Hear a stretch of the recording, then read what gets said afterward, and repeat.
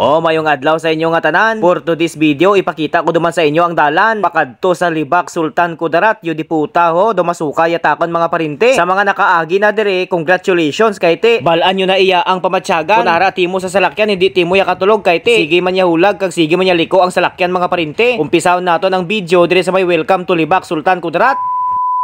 Basta Libak Sultan Kudarat gani ang pagaistoryahan ang nagasulod sa aton iya nga paminsaron ining paliko-liko iya nga dalan walang katapusan, lalong-lalo na kapag dito kay dumaan sa Cotabato, Awang, Noro Ope kag South Ope, Maguindanao. Gasakit gid ang imo siningalat trasan o kinana ilaban mo nong ilaban ko nga talaga. Kay nga aman mga parinte, isipa bala pila ka oras nga paliko-liko ang kalsada, hindi timo ya katulog sang maayo sa salakyan kay karon dugay-dugay ya. Kun ang salakyan magliko sa tuo, ang imo nga ulo makadto man niya sa wala. Kung ang salakyan magliko man niya sa wala, ang imo nga ulo magkadto man niya sa tuo. Hindi timo ya katulog mayad parinte kay dugangan pa sang kalsada nga lubak-lubak. Makapiyong ka man niya kadali pero daw nagadamgo lang ikaw nga nagasakay timo sa roller coaster. Yu di puta, ilaban mo nong ilaban ko nga talaga. Pero balaan ninyo mga parinte, may ara iya sang shortcutan didto kamo agi sa may poblasyon Dalican dato din sinsuwat mga parinte. Makasave gid kamo sa masobra isa iya ka oras kay balaan nyo from Dalican to Noro Ope, 25 minutes lang. Ara ka na dito sa Noro Ope. Kay kung bana-banaon mo from Dalican to Cotabato, Awang, sobra pa ya isa ka oras. Kay kung dirite mo ya mag-agi sa Dalican going to Noro Ope mga parinte dito ya sa may shortcutan, 25 minutes lang. Ara na timo ya sa may round ball sang Noro Ope. Dire-diretso na inapakadto ya sa Libak Sultan Kudarat mga parinte. Kag sa punto nga ini mga parinte, kung makita nyo yang kalsada, paliko-liko na daw roller coaster, may mga blind curve mga parinte. Botsing ganon, lapit na kita sa poblasyon Libak mga parinte kay pababa na ini siya, pero hindi ka magpatugad-tugad dire, hindi ka magpataka nga mag-drive kay nga aman kung magkamali lang timo dire abaw ma-overshoot timo, mahulog timo ya sa bangin. Kay kada liko mo dire mga parinte, may makita ka nga dako nga salamin dito ya sa kilid sang highway kay para makita mo kung may kasugata ka. Amo gani kung mag-agi ka na dire kag kung naga-drive timo ya sang motor kung salakyan, halong-halong kagid, hindi ka magpataka kay kung magpataka ikaw madisgrasya ka baw. Kit anay gid ka mo ni San Pedro. Sa amo na mga parinte, ara na kita dire sa poblasyon Libak, ara na ang ilas ni nga welcome rotonda, pero sa kabugusan nakaka-enjoy ang biyahe papuntang Libak Sultan Kudarat. Shout out sa mga followers ko dito sa Libak Sultan Kudarat at syempre excited na kung matikman ang kanilang napakasarap na crabs. Abaw, may daladaan ako diri nga sinamakan mga parinte, nahidlaw na ko iya sa aligis ang ilas ni nga limango kay te tambok kid ya ang limango diri sa Libak Sultan Kudarat. Kahit na ganon ang daan papuntang Libak mga parinte, babalik at babalik pa rin ako dito kasi napakaganda ng kanilang beach resort dito. May mga dagat diri mga parinte. Ara abrihan ko na ang crabs